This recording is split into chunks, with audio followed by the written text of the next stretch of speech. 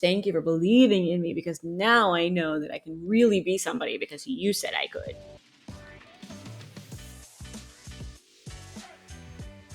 What's up, everyone? Welcome to another episode of Down Once More with Raley and Matt. It is our September movie review episode. And this month, this week, today, whatever you want to call it, we are talking about the last 5 years, the 2014 movie starring Jeremy Jordan and Anna Kendrick.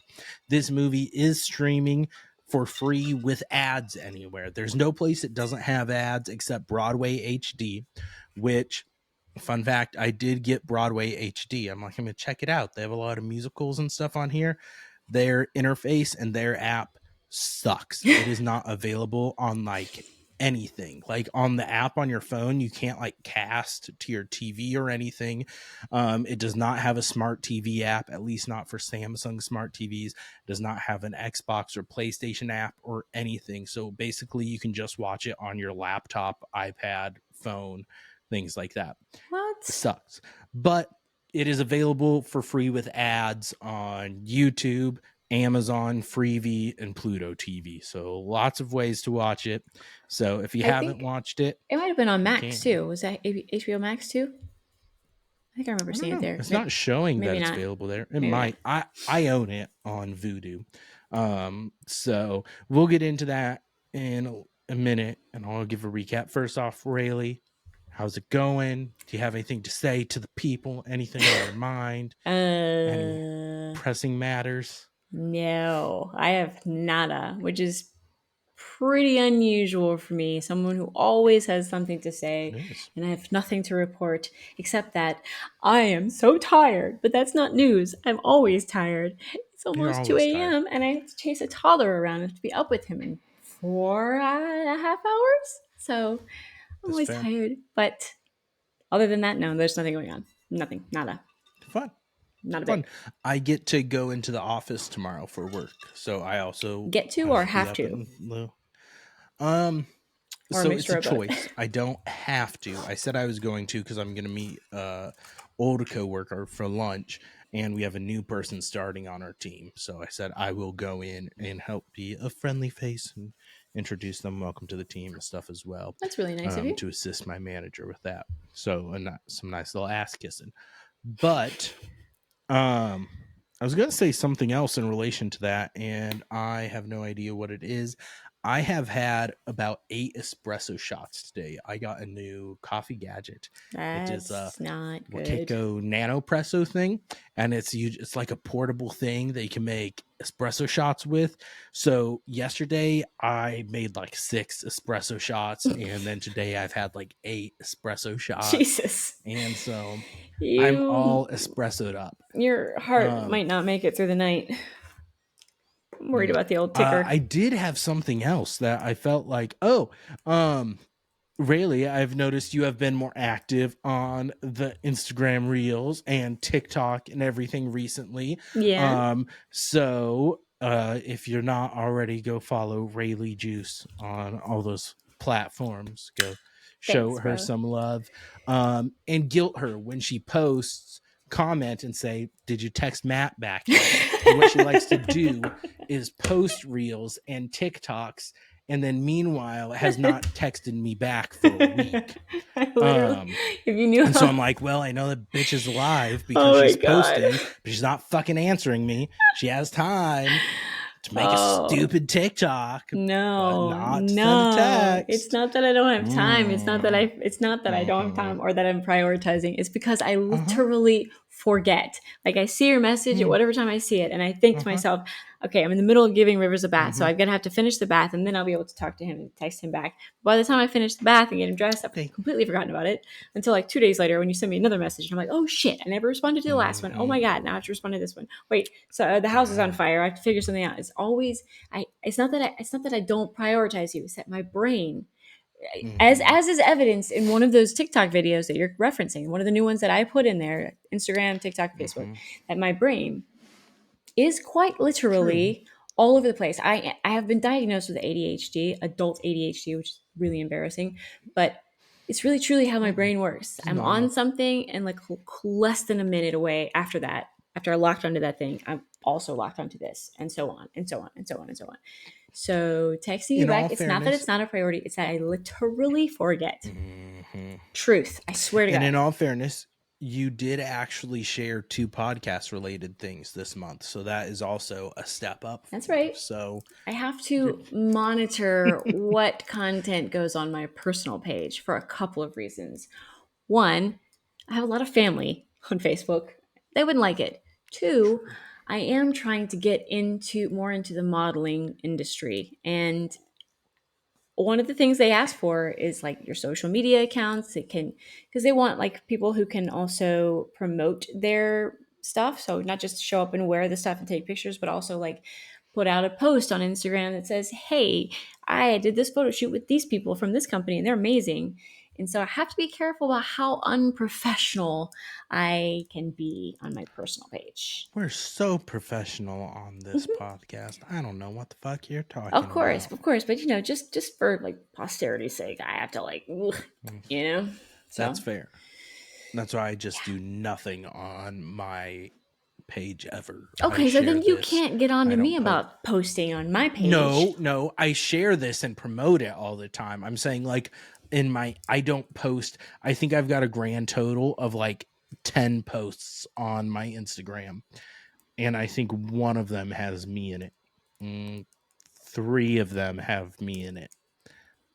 You know why I remember this? Because when you Yeah, I first, don't I post. forgot how you first reached out to me like years and years ago when It was Instagram. you were in Instagram, right? And I saw your name and I went to your Hmm? profile and I was like, Matt Hansen. There's no way this is actually the Matt Hansen from Sioux City, is it?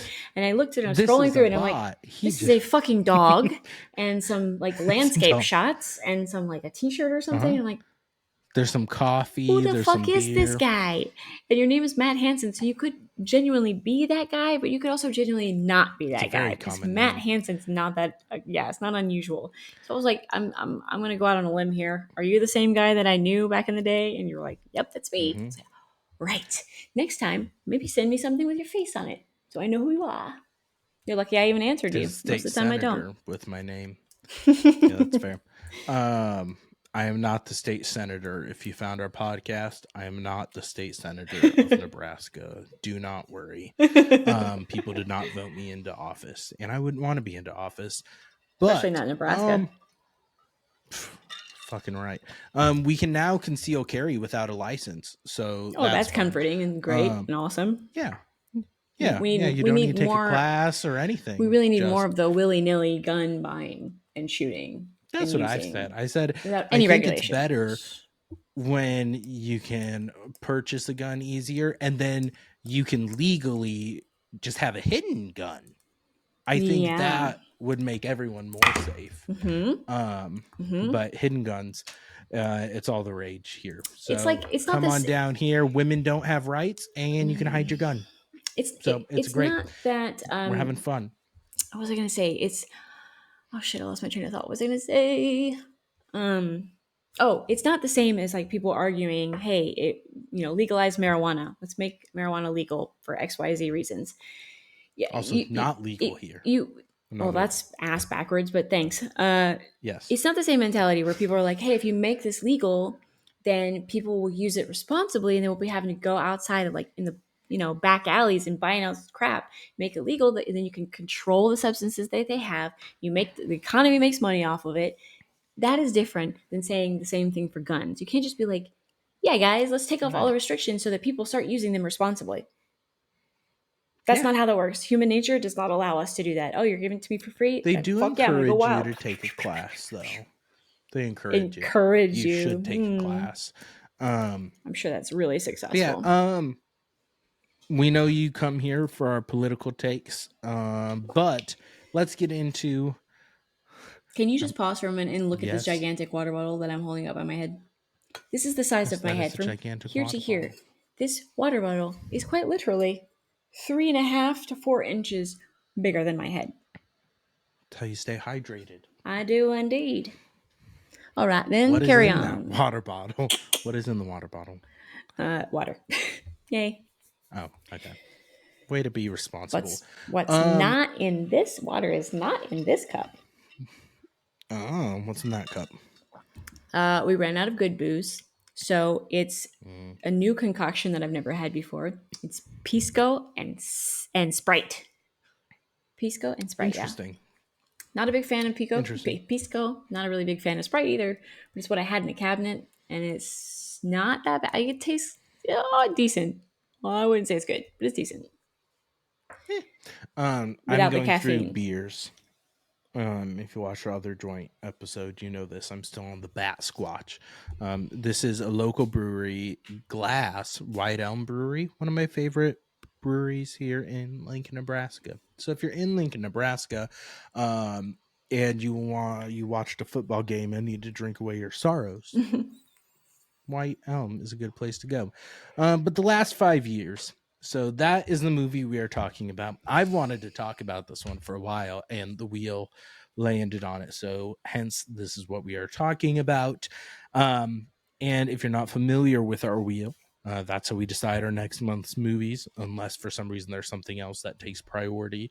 So, how you can be involved with our wheel is to comment on our videos what movie you want to see us review next, and you will get your movie thrown on the wheel. So, boom. Do that, comment, let us know what musical movie you want us to discuss. But like I said, today we're discussing the last 5 years. This musical was written by Jason Robert Brown. He wrote the music, he wrote the lyrics, he wrote the book, he did it all. And the movie came out in 2014 with Jeremy Jordan and Anna Kendrick. So, essentially, brief little summary of the movie. It tells the story of the relationship of Jamie Wellerstein, played by Jeremy Jordan, and Kathy Hyatt, played by Anna Kendrick. Um, and I think I'm blanking. I think they're in New York. They in New York? Yes, New Yes. York. Well, part of Um, it is in New York. The other part of it is in Ohio. yeah. But yes, New York. The yes, they're both creatives. They begin a relationship, and one thing about this, if you didn't know, I don't know if Rayleigh knew ahead of time. I've mentioned it on here before, but I don't know if she remembered. The musical is told; it's essentially a two-person musical.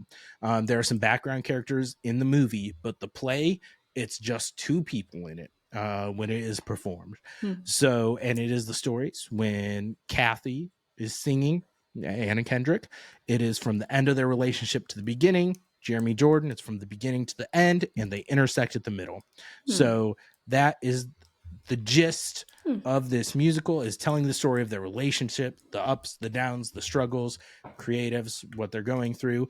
And it's pretty damn close to being a sung through musical like Mm-hmm. Hamilton. There is very little dialogue that is not sung. Mm-hmm. Um, and when it is, it adds a little bit of framework to the plot, but not really a ton. So, like, I would pretty much consider this a sung through musical. Mm-hmm. I think you could do without the spoken parts. So, that's the Okay. gist of this movie. Let's do some initial spoiler free thoughts, and then I will talk about history, and then we can dive in some more. So, Rayleigh, overall, you had not seen this before. You said spoiler free. Well, So just general overview we comments. can do okay. You can do spoiler thoughts. This is just your general surface level All right. overall. Okay. What you thought of it? Never seen it. I don't may have heard about it, but maybe it's like a vague memory that I had heard I about mean, it from before. me No, on no, here. before you. I mean, Okay. since then, because then after you started talking about it more and more, I was like, I saw it more often, and I thought about it. Anyway. So this is my first time watching it, and I fucking love Anna Kendrick. And I don't want to toot my own horn, but a lot of people have told me that I remind them of her, like my mannerisms, the way I talk. I am obviously a better singer than she is, clearly, Oh but yeah, I've totes. been compared to her a few times, and I find that to be an extremely awesome compliment to get because she's such a badass, and I love her. I love everything she does. She just rocks. And okay, my overall view of the movie is I really liked. I'll do likes and dislikes. I really liked the fact that a lot of it felt real. It didn't feel too Mm-hmm. forced in terms of what the kind of dynamic is between two people who are in a Yeah. relationship, and the ups and downs and how like really beautiful it can be and so sweet, so amazing, and so in love and everything's great, to rock bottom and we're driving each other crazy and we're both hurt and we're both angry and we're both saying shit we shouldn't say, even to the point of where like they're making up again and they're trying to figure out how to move forward. Like I feel like it goes through the steps of a relationship in a very realistic way, and I appreciate that, because the tendency for musicals and for like these production movies is that there's always a tendency to like say the things that they think the audience wants to hear, or like gives Right. a stereotypical view of a relationship. And I did not get that from this. I got very real vibes. In fact, was quite triggering for me in a few places.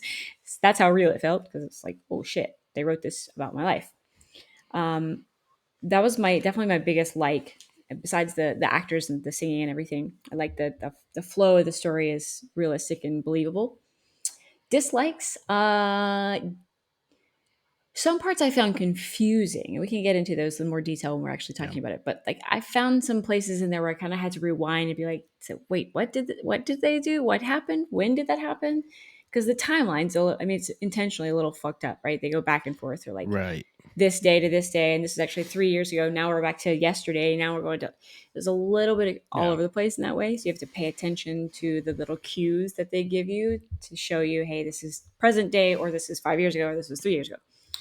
I find it a little confusing. I feel like if I watch it again, I'll have a better understanding of those moments, because I'll know what to look for and I'll know how to like watch for the cues that are going to help me understand, if that makes sense. I get a little Yeah. lost sometimes, but overall, I think I love it. I love it. That's my general take on it. You want to talk about yours, or do you want to get right into the discussion of the deets? No, I'll talk I mean, you've about seen it a million times mine. already, right? Yeah, so this is actually the musical I've taken the least amount of notes on, because usually I take notes when I watch it. And the reason for that is just because I've watched it so many times. Right. Like, I pretty much have this musical memorized. So I'm like, I don't really need to add any other Right. notes. Like, I have 1, 2, 3, 4, 5 things written, and that's it. That's it. I Which if guess if you you've know it forwards and listened backwards, to then you this or need to write seen it before, down. I will scroll and scroll and scroll. I have Yes. like 50 things normally, but it's just Yes. because I know this so well that I can talk about it off the cuff pretty easily. So I think with knowing all of that, I'm trying to be objective with it. Overall, like I've talked about it on here before, I'm a big Jeremy Jordan fan. So, Mm-hmm. and I'm a big Anna Kendrick fan. So, in Mm-hmm. my opinion, this movie was perfectly cast, Mm-hmm. because if you don't have strong singers there and people with strong personalities and able to pull it off, this flops, because it is essentially just those two characters, and you Mm-hmm. have to be able to kind of tap in um, to them, and they have to be able to kind of connect with the audience. Right. And I I think there's some things with the dueling timelines kind of storytelling that they choose with. It is very unique. It is very interesting. But if you don't know that going in, it is so confusing. Yes. Um, because the first time I tried to watch this, I'm like, I have no idea what's going on, and I Mm-hmm. tapped out about 15 minutes in. Like when it went from um still hurting to Shik's a goddess, like the first second song, I'm like, wait, what is going on? We're opening Time. up on this real downer, and now they're like fucking, Like, just kidding. and all this stuff. And so I was confused. And then I saw something that's like, well, it's telling them the different stories. I'm like, okay, I'm going to go know this, dive back in. And I loved it. And I think because of that, there's some tonal shifts that are weird. Um, like it's the biggest one to me is at the end when it goes from if I didn't believe in you Mm-hmm. to I can do better than that, which are such a drastic tonal shift. Yeah. The other ones I feel like flow into each other fairly well, but that one is so jarring and they're so different that it kind of just, you're like, huh. You know um what? I actually had that feeling about, and I don't know the names of the songs because I don't have them, but the song where he's, huh? What? I said shame. Oh, the one where he is we're doing spoilers, right? It's okay to do spoilers Yeah, now. we're Okay, all right. spoilers. If you're Okay, watching so this, there's in this spoilers. this moment, he is cheating on her with what I can only assume is more than one woman, but there's one that's regularly cheating on with, and he's cheating on her, saying like, you know, I'm breaking your heart, but I just really want you. So stay with me. And it's like nobody needs to know or something. Nope, it's something like that. And Yeah, he's talking nobody about needs to know. he's laying in this woman's bed or that she's in his bed. And they're like, okay, and he's feeling guilty, but then he's like, if I don't say anything, then she'll never know. And then just like Hmm. I think the next scene is them going to her parents to go see her parents in Ohio or something.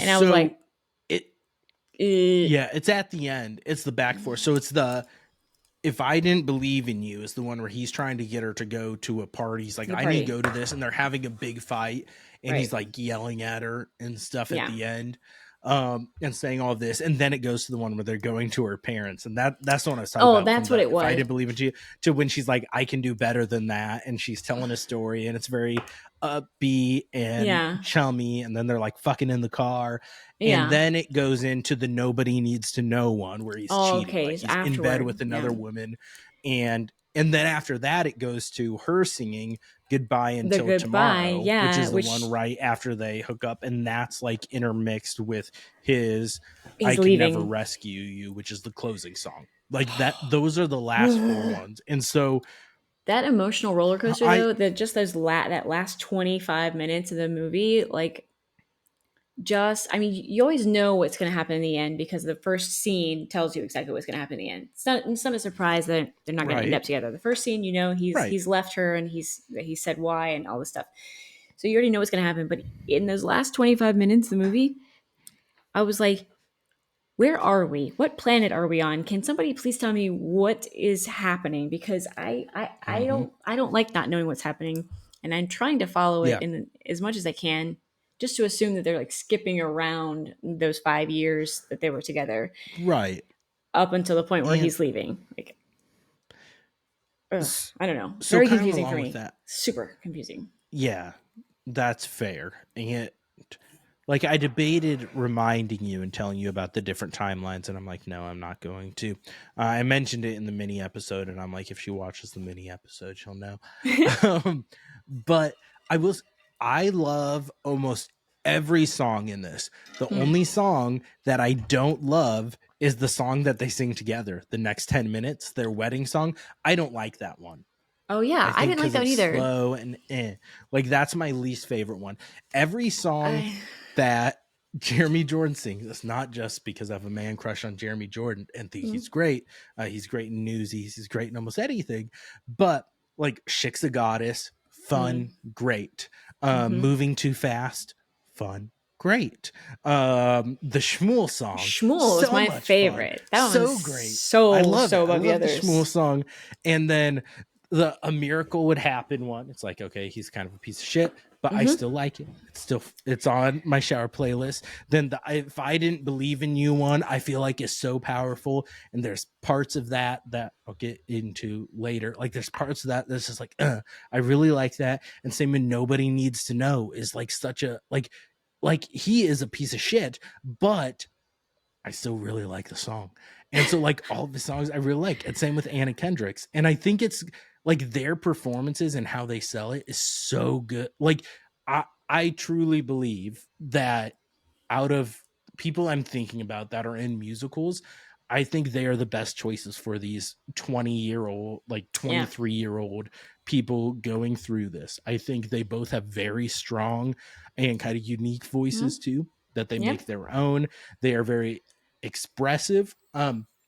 I don't necessarily think that Jeremy Jordan is the best actor, but when it comes to emotion, when he's singing and being Mm. able to pull those moments in, like especially in the Schmuel song and like Chick's a Goddess, like he overacts a little bit, but not to Lin Manuel Miranda, like level, like No. Lin Manuel Miranda poorly overact.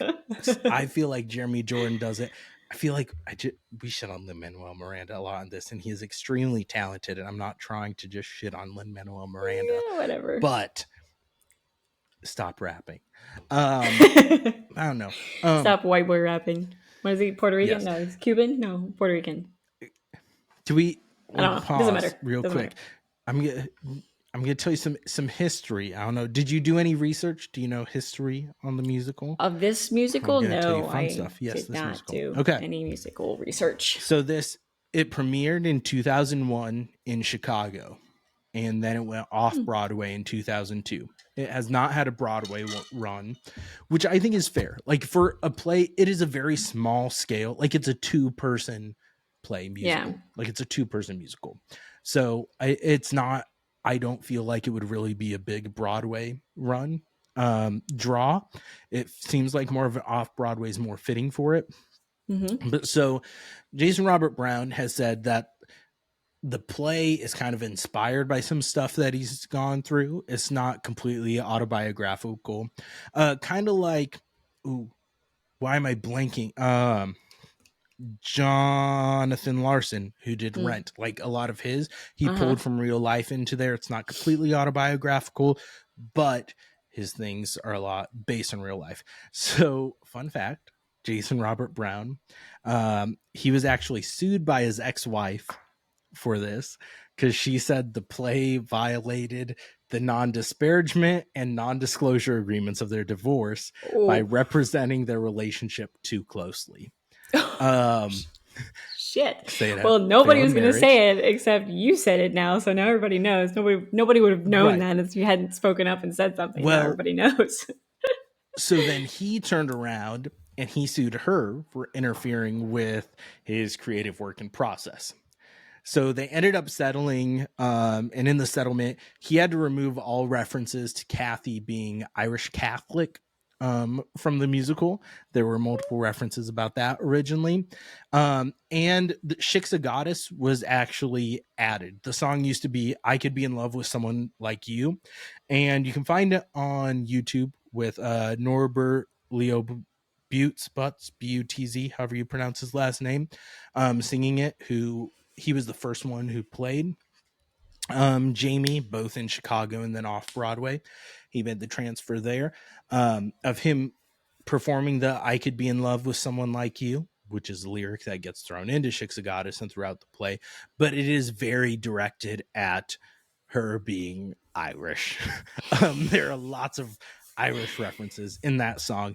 And in my opinion, maybe it's just because I love Shiksa Goddess and I'm used to that one. Shiksa Goddess is far superior. So this lawsuit was a great thing for the play, in my opinion. I feel like I remember them talking about her being Catholic, though. I feel like they did say I think they still reference it something in the about that. movie. Yeah. He mentions her being Catholic at one Yeah. point, but not Irish Catholic. So I think the Irish, because the wife was like O'Neill or O'Fallon or something like that, his ex-wife. Right. But Norbert Leo Butz, who played Jamie first in this, he also played the role of Fiyero in Wicked. So in the Wicked cast recording album, he's the one singing Fiero's role. And then in 2016, in Off the West End in London, the last 5 years, Jonathan Bailey, who is from Bridgerton, and he is playing Fiero in the new Wicked movies. He played Jamie, and Samantha Barks, who played Eponine in the Les Mis movie, played Kathy. So I tried finding, you cannot find videos of that performance. Weird. And it sucks because Jonathan Bailey, you can see like a casting thing of him singing If I Didn't Believe in You, and it is fantastic. And there are some audio picks up of Samantha Bark singing some of Kathy's songs, and I'm like, I wish I could watch this performance. Yeah. On Broadway HD, they have one that was filmed in 2020 in London, and I tried watching it yesterday and I could not get into it because I'm like, I want to see some of the differences in it. I want to see just how it is. But in this new, like, not reissue, but this new production of it, everything is built around the piano. So they have when Kathy's singing, Jamie's character is playing the piano, and when Jamie's singing, Kathy's playing the piano there, and they're always around it. I didn't like that as much, and there are very minor lyric changes from the play to the movie. Like there are very minor differences. So like, and if I didn't believe in you in the original one, Jamie's like, it's not that she's at a place in Ohio, she's touring. She's in like a touring company. It's like, is it just that you're disappointed to be touring again for the summer? Instead of, is it just that you're disappointed to be going again to Ohio? So like Touring with what? very minor What things. kind of touring? My guess is that it was like a Broadway touring company type thing. Instead of actually being on Broadway, she was part of a touring company. In the original play was the intent with that, instead of it just being like, well, she's getting posted up at a local theater type Right. thing. Okay. So I don't know. So that's, for the most part, the lyrics, they take out a couple F-bombs in the movie. They leave the one in there, in the See I'm Smiling, which is like the third song, when she's like, you could stay with your wife on her fucking birthday. On the soundtrack for the movie, there's another one thrown in Miracle Could Happen. We think because you cannot fuck her.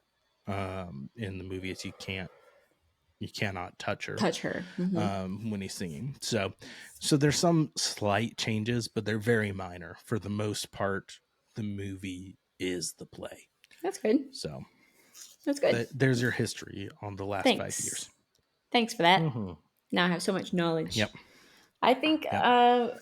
the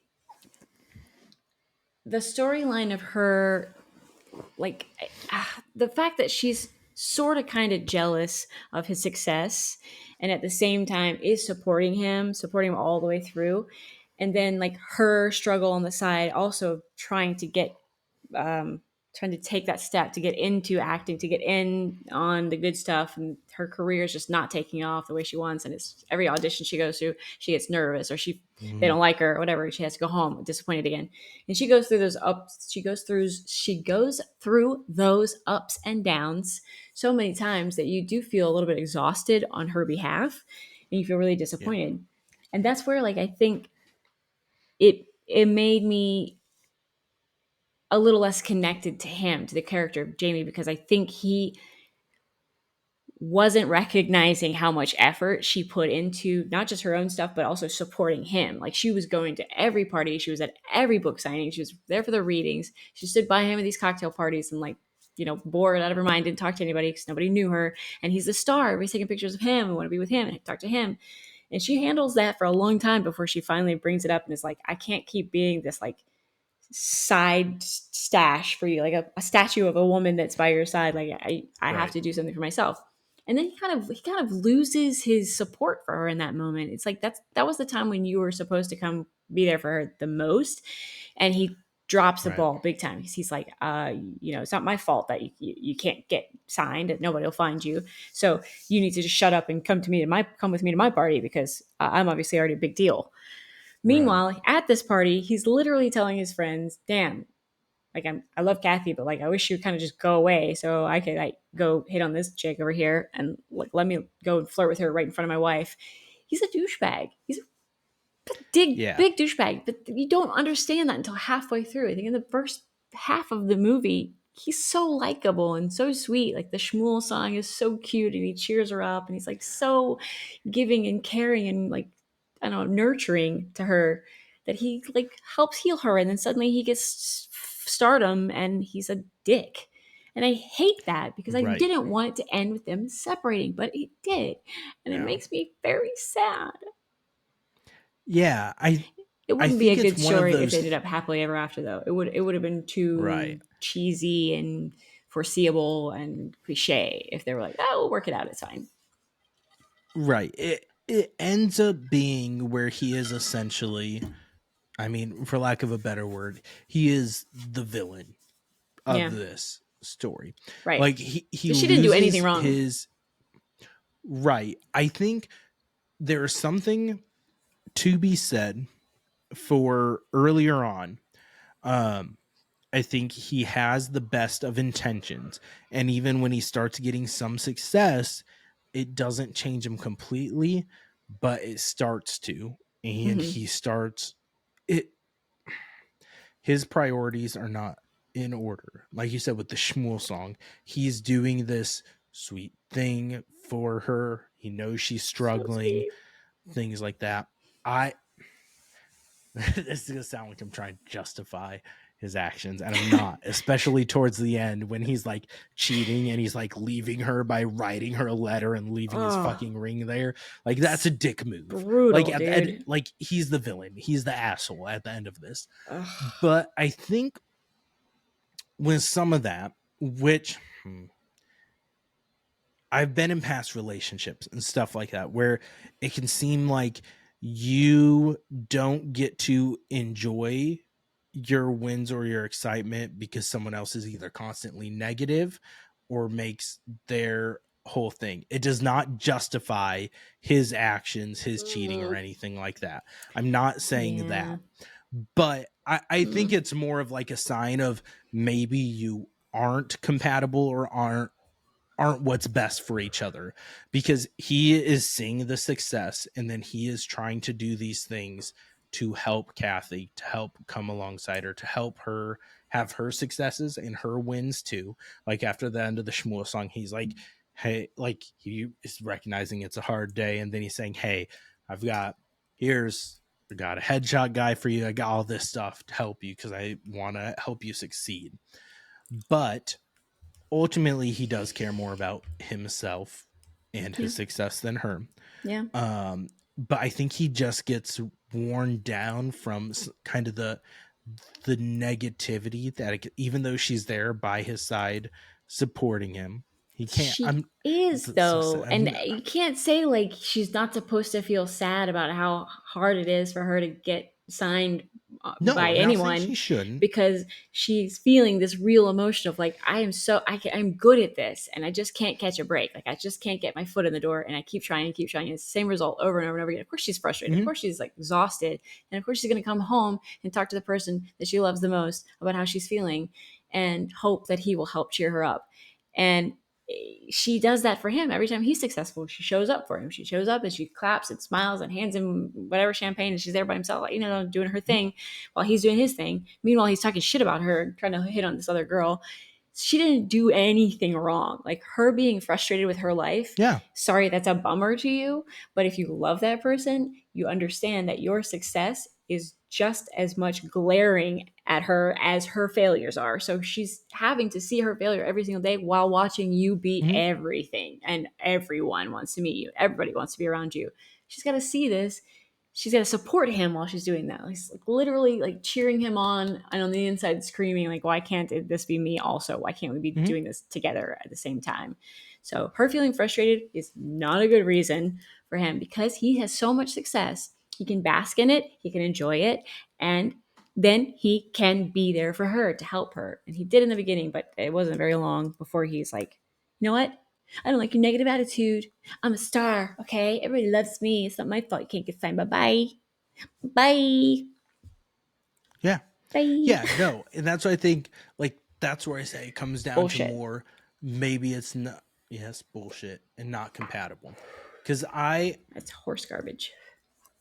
there are times when if you are surrounded, this is more like an external thing, but if you are surrounded by someone who is constantly negative, or it seems like just, while I'm not saying that's exactly what's happening in this situation, um but dwells on the negative or is living in that world where it constantly brings you down and is not good for your own well-being, then that's when it's not good for you as a relationship or as a Sure. whole. If you are Sure. not, if it is not give and take in the relationship, because it's like, okay, we all have those moments where you have to support the other person, you have to be there for them, you have to help strengthen and bring them up. But if it gets to the point where you feel like you are constantly having to either downplay or you're constantly lifting this up and it's making things harder for you, then it's going to build that resentment, which is what essentially happens here, which comes out in his I didn't believe in you. It's not okay. I'm not saying it's not justified, But if Yeah, you cannot have but those conversations about it, and it is like, I am miserable because I am having to not enjoy my success because of this. I am having to downplay everything, and I am having to constantly deal with you bringing me down, and it is making everything worse. I just totally disagree with that because she has like been there for him the whole time. She's done nothing but support him and nothing but be there for him. And every time he has this grand thing that's happened, she's always been happy for him. She shows up to be next to him, supports him however he needs. And he can't handle a couple of like bad days where she's crying when she gets home because he doesn't want to feel negative vibes. Bullshit, dude. If you love this person, you're gonna understand that this is a really bad time for her. So you can either support her or you can go off and live your selfish life alone. But like Well, yes, I'm for saying the that's, bare minimum of what she did for him, you could also provide for her. And he just stops. He's just like, you know yeah, what? I don't like your negativity. You suck and I don't. So I'm not no, gonna be around you anymore. Like that is I not said he's the okay. villain. It's not No, okay. absolutely. I said he's the villain in this thing. But I'm saying, if you are in, like, in general, if you're in something where 80% of the time it is negative and that is what you are dealing with, that is not a healthy relationship. If it's a every once in a while and you have to support that person, fine. But if you are in a thing where like the majority of the time, this person, and I'm not saying Kathy is in this situation, I am saying in general, because she's not, like, there's things where she's trying to make, like in the sea I'm smiling and everything, like she's trying to make the best of it the Mm-hmm. majority of the time. She is not constantly negative.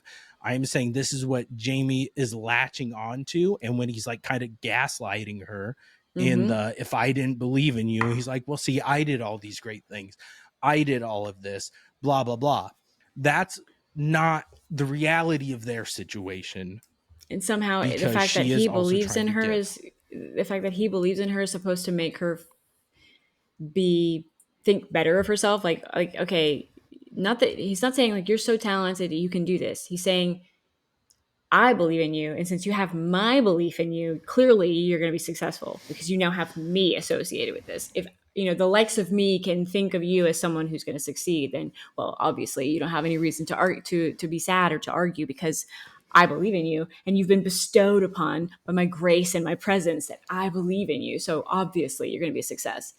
It has nothing to do with you believing me. I'm having a shitty time, and you're having an awesome time, and you could like I don't know come down to my level a little bit and understand that I've been super supportive of you this entire time.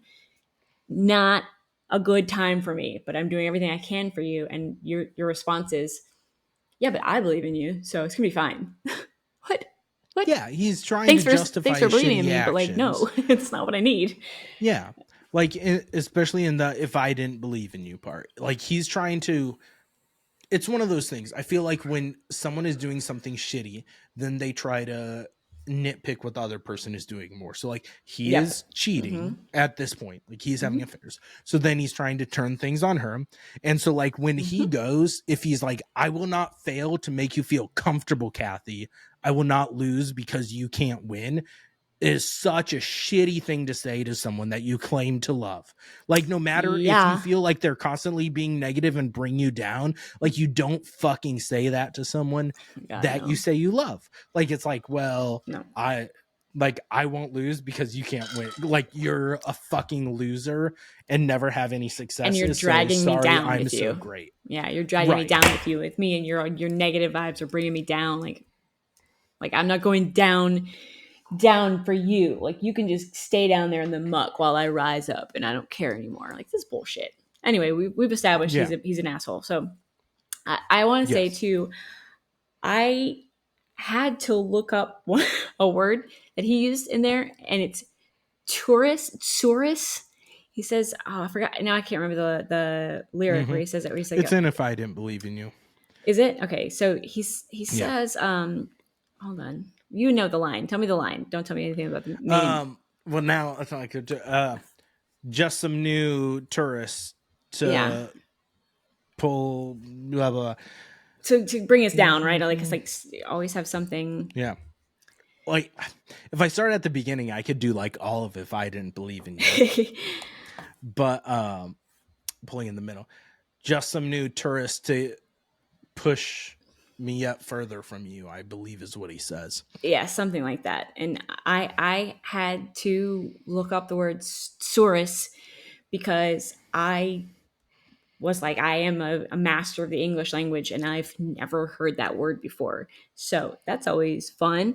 And I wanted to see what the dictionary definition is. Let's say, give us It the says definition. saurus, noun, informal, originated in North America, meaning trouble Perfect. or woe, aggravation.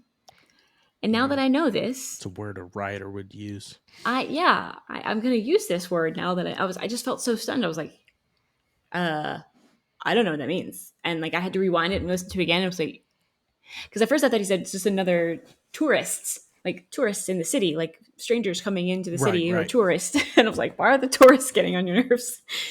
But no, it's Saurus. And so the fact that they just swept that in there kind of shocked me. But I'm trying to find that. Oh yeah, so it says, "Don't we get to be happy, Kathy? At some point down the line, don't we get to relax without some new Without some Saurus new to push me tourists to yet further from push me you?" yet further from you. Yep. So that was fun. A little side note there. Who the fuck is Yeah. Daisy May? Um, She's I like, think I it's just stole like this sweater using for like from. an. She's talking about I her mean, it could sweater. have been someone that was in Ohio, or it was someone from one of the plays that were there. So I she don't know. says it makes me look like Daisy May. Daisy How May, I yeah. took that as like just doing like an all American like hometown girl, and so I think that's she just pulled a random name. She's like, it makes me look like Daisy Oh, May. okay. Like a. See, I'm laughing. Okay, I got I it. think we're gonna be okay. Um, Um, so one thing I don't know if you picked up on in the movie, and I don't know if it's from the play, but in the movie, at the end of Climbing Uphill, when she's singing that, and then she's at his book reading, and he's reading from yeah. his book. The excerpt he's reading from his book is, "You don't have to let me win," she had been screaming, but he didn't hear it at all.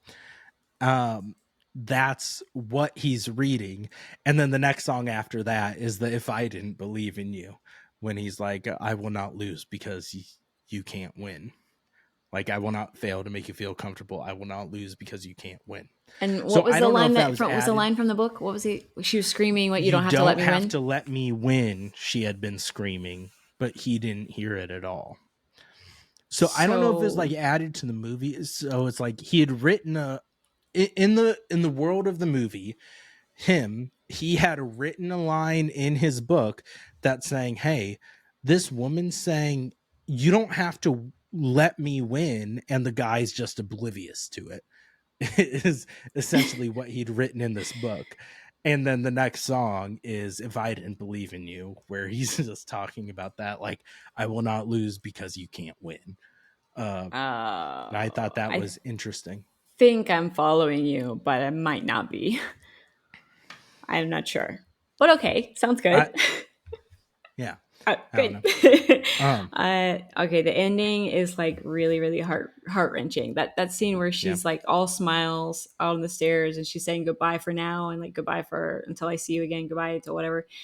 And she's basically like, I love this dude so much that we're going to be together forever. And I'm just going to say goodbye for right. now, but you'll be back and then we'll be doing the rest of life together. And I'm just so happy with you. And meanwhile, he's doing his part, which is like, no, I'm really saying goodbye and I'm really leaving Yeah, you. And I'm writing you this god awful letter, which is so heartless. He even says the yeah, top line, shitty I letter. called Elise to come and help me pack.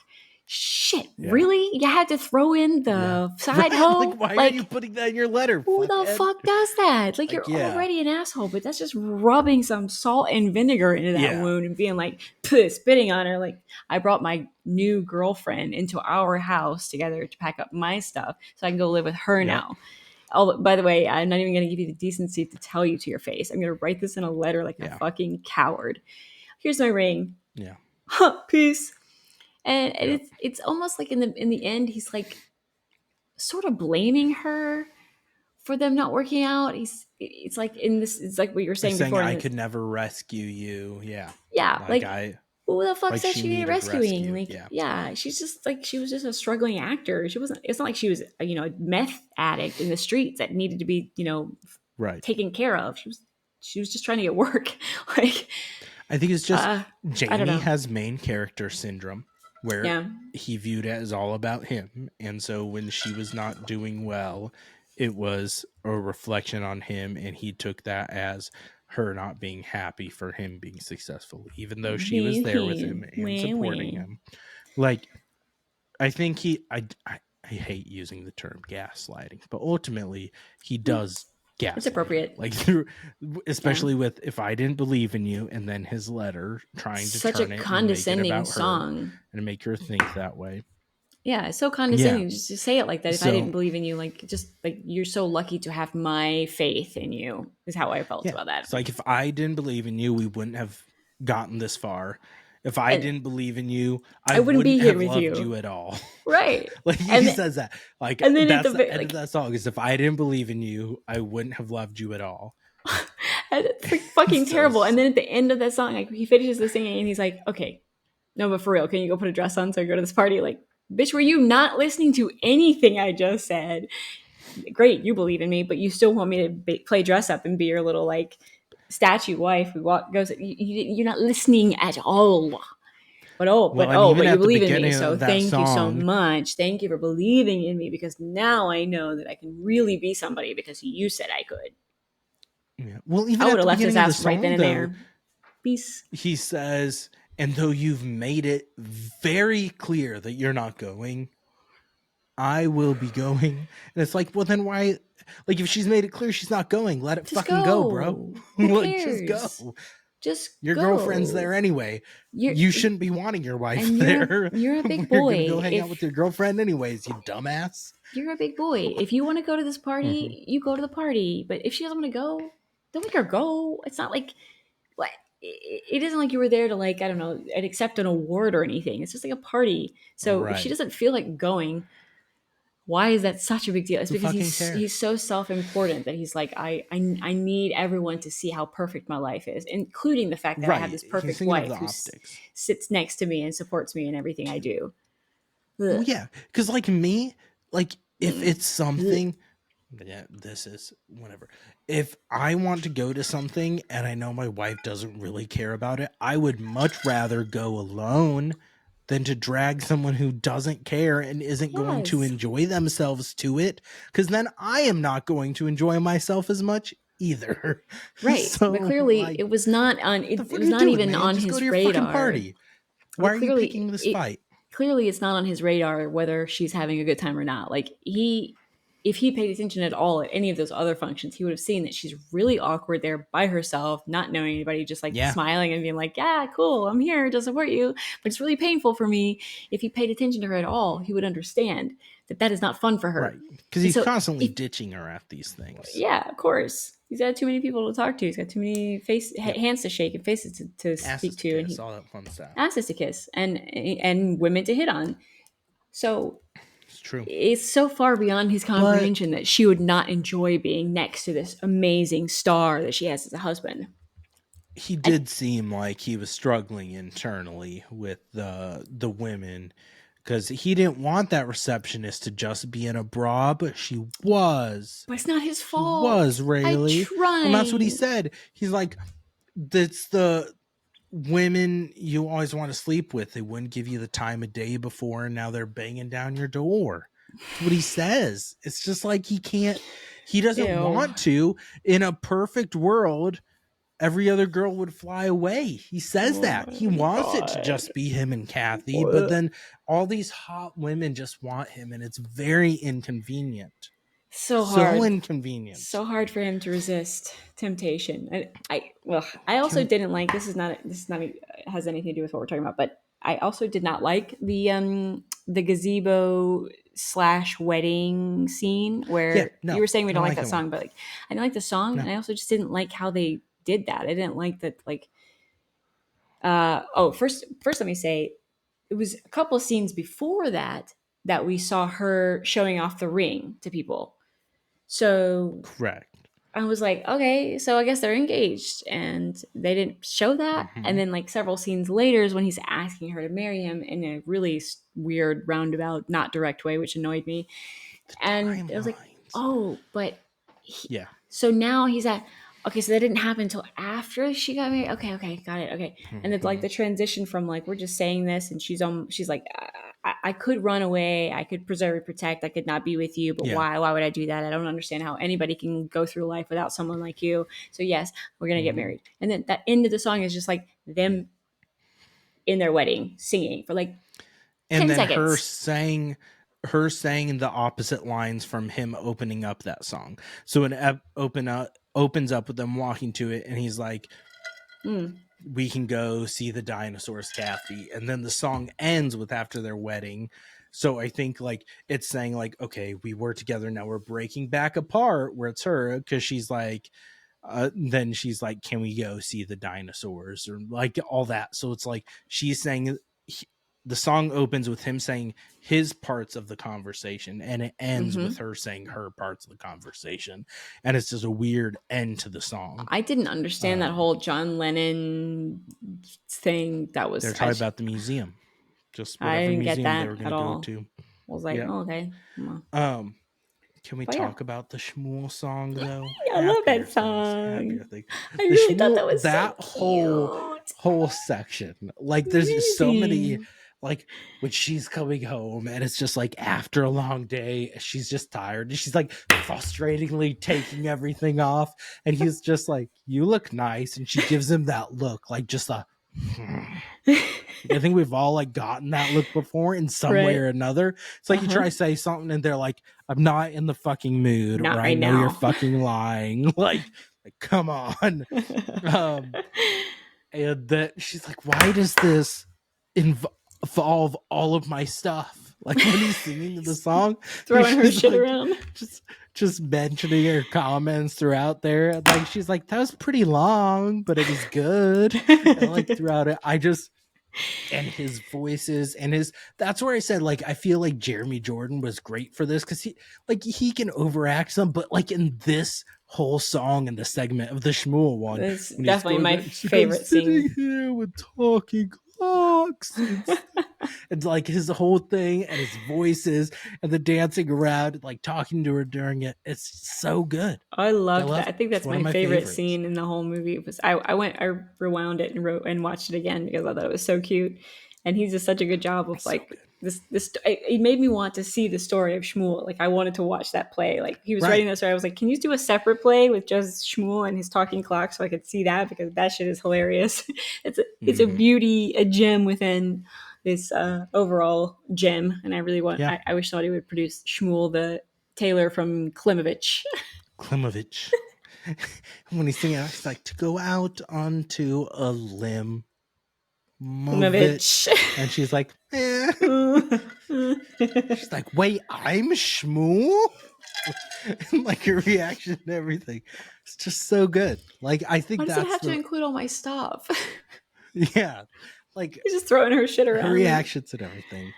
Her I the think mannequin with the Schmuel dress on song it. is the highlight Oh yeah, of the song, of the movie. it's the Because highlight of their it's relationship fun, it's too. It's like goofy, yeah, where you it get to really see like is. how they're so sweet and so good for each other and so cute, and like he's so all about making her happy, and that was just like Yeah. my heart was like, oh yes, there it Yeah. is. And then he turns into such a fucking douchebag that you have to like Mm-hmm. you have to remember that he had good moments. But you know what, honey, Yeah. child, Kathy, you can do so much better, okay?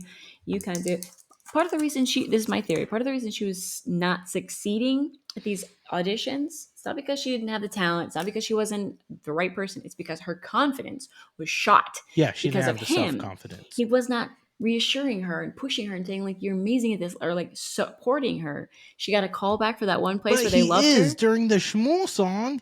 but that was He's earlier. Now encouraging her and telling she her how is. great she is and But everything. okay, but she has that day where she actually gets a good audition. She's like, oh my god, I think they really like me. I think I might actually get signed for this. Like this might be it. Can you come be with me for this? And he's like, yeah, I'll be right there. And then doesn't fucking show up because he gets distracted by his weirdo lady in the office putting her shoes on. I never understood that, but Maybe he has a foot thing. whatever. I don't So know. he misses opportunities to really support her, where she probably would have gotten that gig if she felt supported, if she felt confident. But no, he didn't show up. So then she was all rattled, and she got up there and she fucked it up, sang terribly, and they're like, "Bye." That's No, it. as the pianist. Yeah, but she also As the kept like, man staring at my resume. yeah, Don't stare at my resume. I made up half of my resume. the other man staring at his But crotch. yeah. Um yeah. No, I think that for her character, self-confidence was the whole thing. She felt like she was constantly taking shots that were bringing her down. Hmm. Um and everything with meeting all these failures, and with it seeming like Jamie got almost instant success Right. um with that too. So seeing that kind of disparity, but just kind of that contrast between she's constantly going out there, putting herself out there, going through all these things, dealing with rejection, and he is meeting with the success. He's on an upward trajectory. She's not necessarily downward trajectory, but that's how it would feel like to her. Yeah. That she's like, I just keep doing this, keep banging my head against the wall, and it just gets very discouraging. Meanwhile, he's just meeting this constant success. Yeah. um and I think it's one of those things, no matter how hard you try, it is going to be harder for her. Even if Jamie is being the perfect boyfriend, husband, whatever they are at the time, supportive, constantly encouraging her, like either offering to help her prepare, telling her how great she is, taking her to those things, it's still going to be harder for her seeing the constant success that he has dealt with. Sure. Like, even no matter how much you try not to, it's going to be hard not to compare in your head. Sure. Or maybe I'm projecting, because maybe But that's because what I do in my head here's the is those thing. comparisons. I think if she Like, you was can tell me. I think if she was getting the support she needed, she wouldn't have to compare. She wouldn't have to feel like I'm alone in this and I only have myself to look after me. So I'm obviously going to compare myself to you and your success. But if he was meeting her halfway and giving her the support she needed, that competition, that competitive thing in your brain would simmer down. It probably wouldn't go away, but it would simmer down a lot, because she would feel like, okay, I'm safe here. Even if I fail this audition, he's still gonna love me. He's still gonna be there for me. I'm still gonna have a good life. I'm just gonna try again. If it's not this one, I'm gonna try it again, try it again, try it again. But he wasn't there for her, so her foundation was crumbling. So of course she's not gonna get it signed by anybody, because when you show up not looking like, when your headspace is all wrong and you're off and distracted, la la land, worrying about your relationship or worrying about whether your husband's cheating on you, she can't focus on the task at hand. If he was giving her what she needed, she wouldn't have to compare herself to him, because she'd be focusing on doing it right for herself. Like, this is what I focus on. Yay, I'm glad to have you by my side. I have your support. You have my support. Let's do this. Like, we can both do it for ourselves. But she can't do that because she's too Yeah. worried about him being a fucking douchebag and traipsing all over her feelings and cheating on her. It's never clear whether or Yeah. not she knows that he's cheating on her. She never says anything. I think she's oblivious to it. Maybe she has suspicions, but I think she's oblivious to the fact that he's actually like really sleeping with other So people. in the third song of the thing, the See I'm Smiling, which is when it's before they've broken up, when he says he has to go home. She's like, you can she tells him you can go with your fucking girlfriends.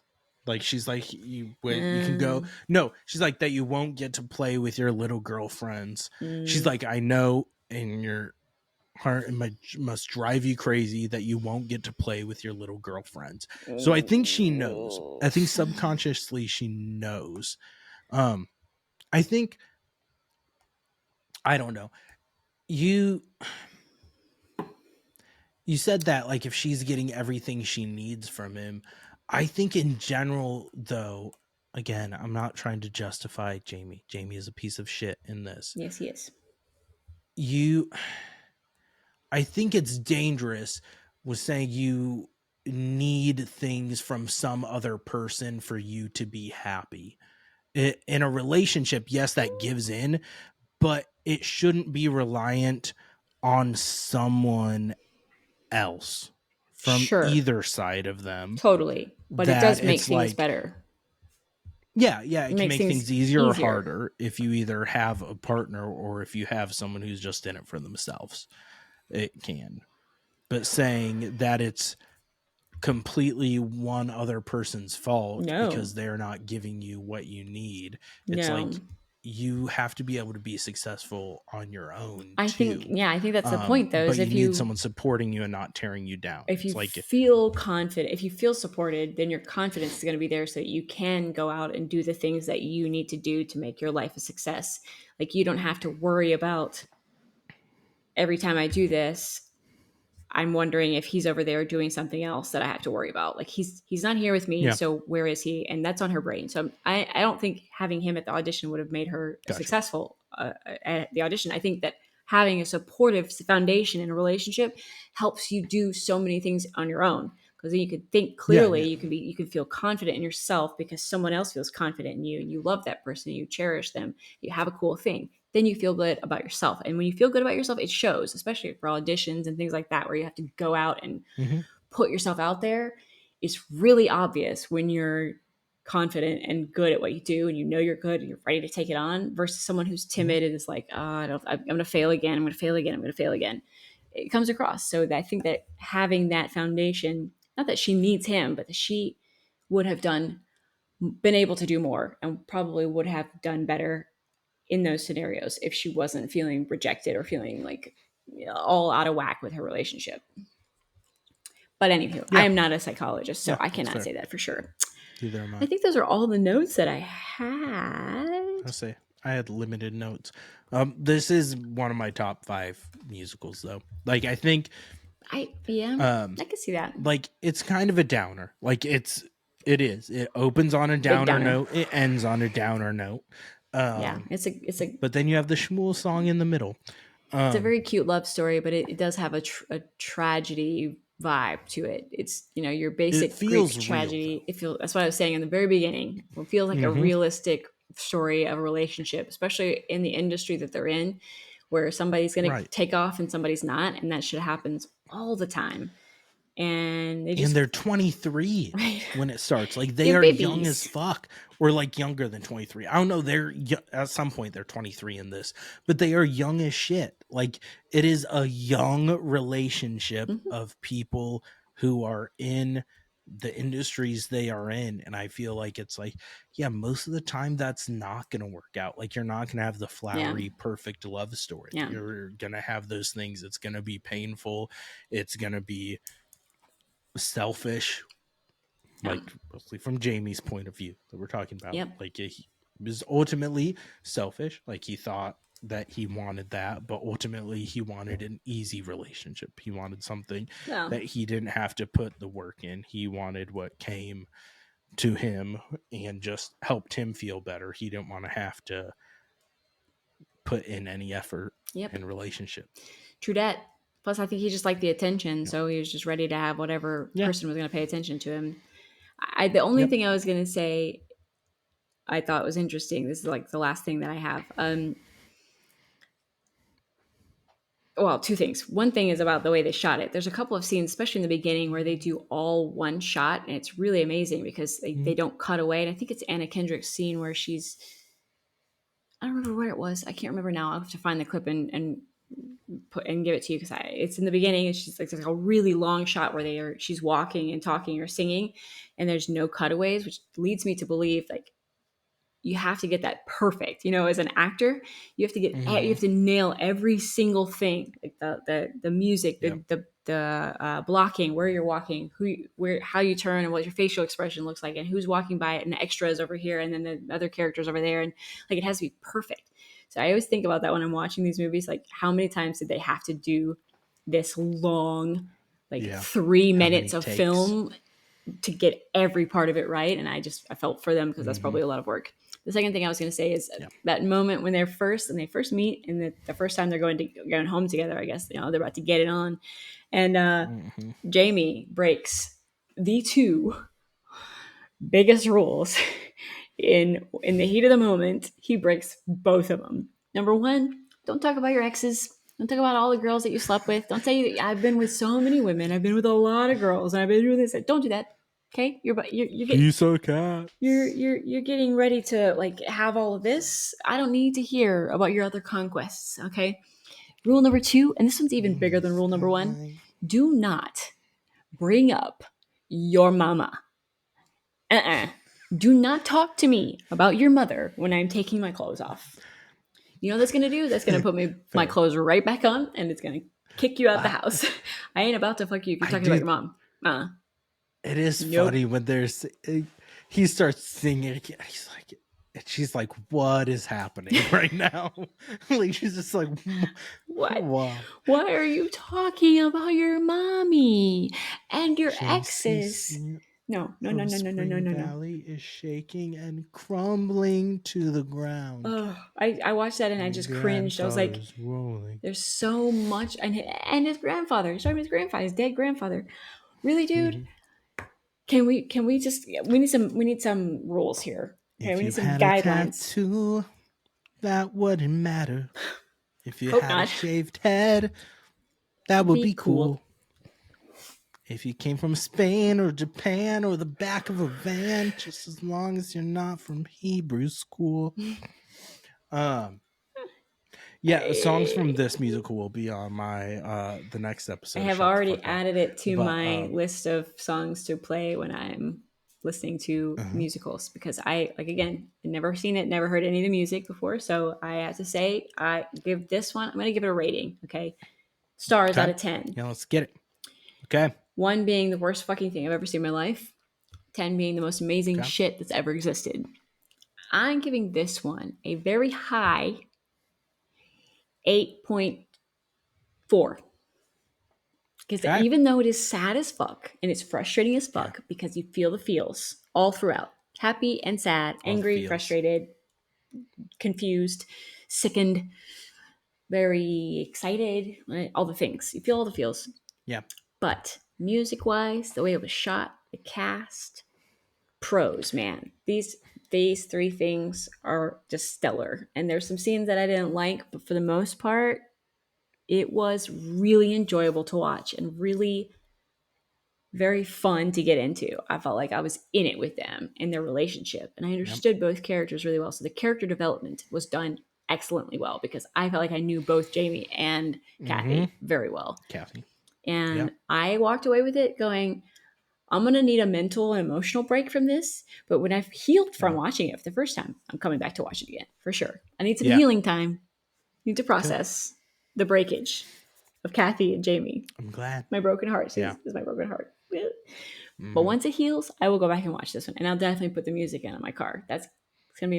I'm gonna learn the lyrics to this one for sure. Yeah. What's your rating? I know you're gonna give it like a 9.999 or something.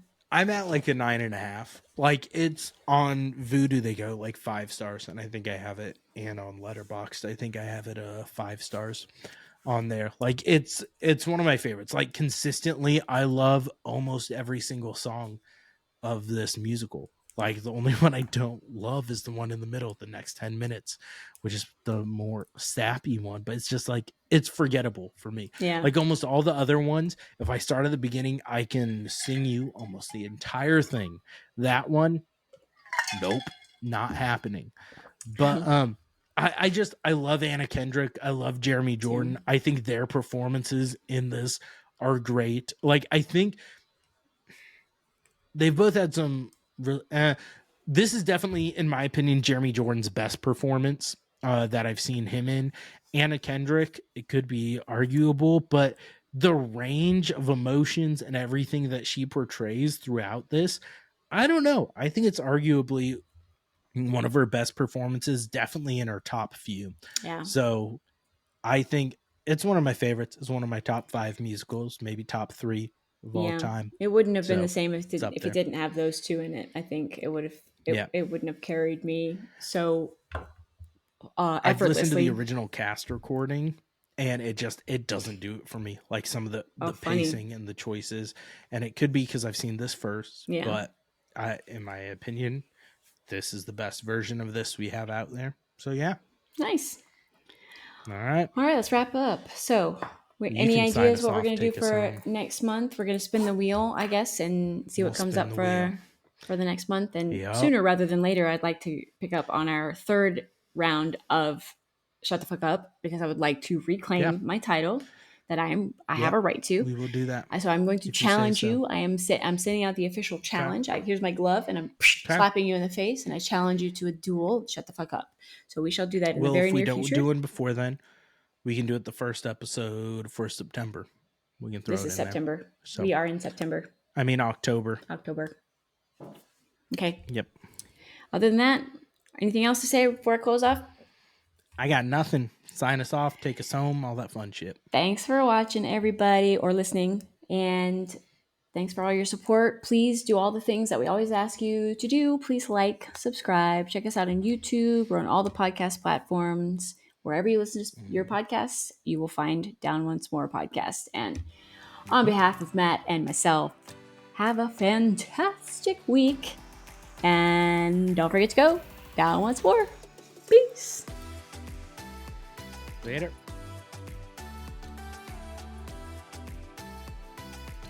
I need to pee again because I broke the seal. Okay. So all right. I'll go too while we're broken. Okay.